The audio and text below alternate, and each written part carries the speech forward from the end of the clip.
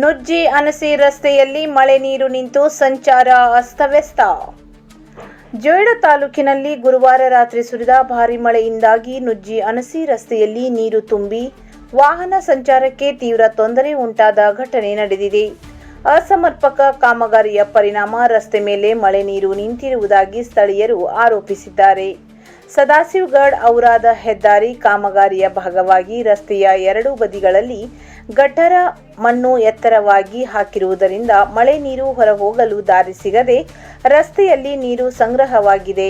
ಇದರಿಂದ ವಾಹನ ಸವಾರರು ಹಾಗೂ ಸಾರ್ವಜನಿಕರು ಸಂಕಷ್ಟ ಅನುಭವಿಸಿದರು. ಸ್ಥಳೀಯ ಗ್ರಾಮಸ್ಥರು ಸ್ವತಃ ರಸ್ತೆಯಲ್ಲಿನ ನೀರು ಹೊರಹೋಗುವಂತೆ ಕಾಲುವೆ ತೆರೆದು ತಾತ್ಕಾಲಿಕ ಪರಿಹಾರ ಕಂಡುಕೊಂಡಿದ್ದಾರೆ.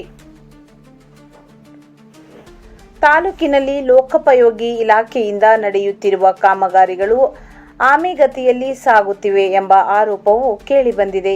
ಬೇಸಿಗೆಯ ಅವಧಿಯಲ್ಲಿ ಪೂರ್ಣಗೊಳಿಸಬೇಕಿದ್ದ ಕಾಮಗಾರಿಗಳನ್ನು ಇದೀಗ ಮಳೆಗಾಲ ಆರಂಭವಾಗುತ್ತಿರುವ ಸಮಯದಲ್ಲಿ ವಿವಿಧ ಕಡೆಗಳಲ್ಲಿ ಆರಂಭಿಸಿರುವುದರಿಂದ ಜನರಿಗೆ ಸಮಸ್ಯೆಗಳು ಹೆಚ್ಚಾಗಿವೆ ಎಂದು ಸಾರ್ವಜನಿಕರು ಅಸಮಾಧಾನ ವ್ಯಕ್ತಪಡಿಸಿದ್ದಾರೆ.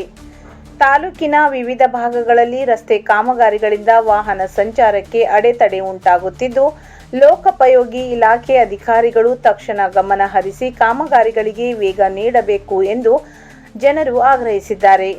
ಇನ್ನು 15 ದಿನದೊಳಗೆ ಕಾಮಗಾರಿಗಳನ್ನು ಪೂರ್ಣಗೊಳಿಸಿದ್ದಲ್ಲಿ ಮಾತ್ರ ಸಾರ್ವಜನಿಕರ ಓಡಾಟ ಸುಗಮವಾಗಲಿದೆ ಎಂಬುದು ಸ್ಥಳೀಯರ ಅಭಿಪ್ರಾಯವಾಗಿದೆ.